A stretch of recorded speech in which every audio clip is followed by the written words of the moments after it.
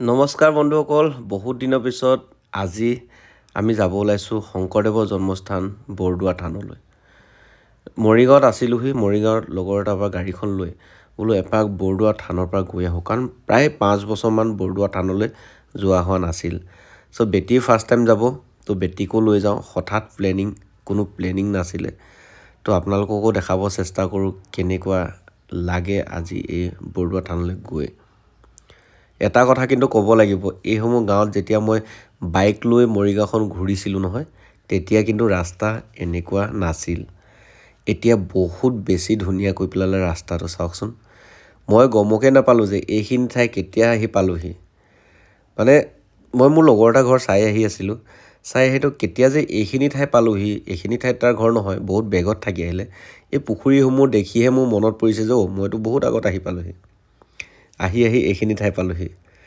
ইয়াতে মাত্ৰ ব্ৰিজ দুখনৰ কাম চলি থকা কাৰণে অকণমান ৰাস্তাটো বেয়া হৈছে। বাকী মৰিগাঁৱৰ পৰা বৰদোৱালৈকে আপোনাৰ অকণো বেয়া নাই ৰাস্তাটো, গম পায়নে? ইমান সুন্দৰ কৰি পেলালে। এতিয়া আৰু আজি আহিবলৈ প্ৰায় 45 মিনিটহে লাগিছে বৰদোৱালৈকে। নহ'লে আগতে প্ৰায় 2 ঘণ্টামান লাগি যায় বৰদোৱাখন পাওঁতে।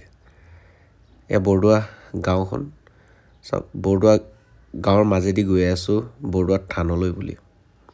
কোনো প্লেনিং নাই, হঠাতে কৰা প্লেনিং। চ' এয়া মাকে লৈ ল'লে টোপোলা, মানে এখন শৰাই আগবঢ়াওঁ বুলি, আৰু শাহুমা আৰু বেটী গৈ আছে আগত। গোটেই 2-3জন গৈ আছে লগতে, কাৰণ শৰাইখন বেটী যিহেতু ফাৰ্ষ্ট টাইম আহিছে, হঠাৎ প্লেনিং, তো সেইকাৰণে ভাবিলোঁ যে শৰাই এখন আগবঢ়াই থৈ যাওঁ। ত' এয়া আগবাঢ়ি গৈ আছোঁ বৰদোৱা ভিতৰলৈ। খুব বেছি ভাল লাগি গৈছে বহুত দিনৰ পিছত আহি। এই নামঘৰ, মন্দিৰ এইবিলাক ঠাইত গৈ মই খুব বেছি ভাল পাওঁ। সেইকাৰণে মই প্ৰায় জেগাত য'তে যাওঁ এপাক হ'লেও যিসমূহ তাত মন্দিৰ বা নামঘৰ থাকে এপাক সোমাই আহোঁ। শৰাইখন আগবঢ়ালোঁ, কাৰণ ডাঙৰ সত্ৰসমূহত এনেকৈ শৰাই আগবঢ়াবলগীয়া হয়।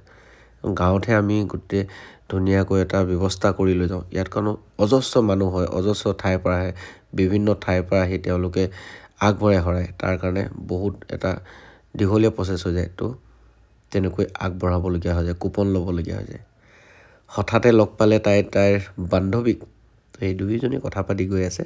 তেওঁৰ হাজবেণ্ড পিছত ডিফেন্সৰ হয়। চ' তেওঁৰ নামো জয়ন্ত, ছেম মোৰ নামো জয়ন্ত। দুয়োজনে কথা পাতি এনেকৈ আগবাঢ়িলোঁ বৰদোৱাতে থকা বৰপুখুৰী পাৰলৈ বুলি। আমাৰ বেটী চাওক, বেটী মানুহজনী কেমেৰাটোলৈ বাৰে ঘূৰি চাই গৈ আছে। তো মোৰ কোচত উঠি ল'লে, উঠি গৈ বৰপুখুৰী পাৰত তাইক দেখালোঁ। আৰু ইয়াতে আপুনি বিভিন্ন ধৰণৰ মাছ দেখা পায়।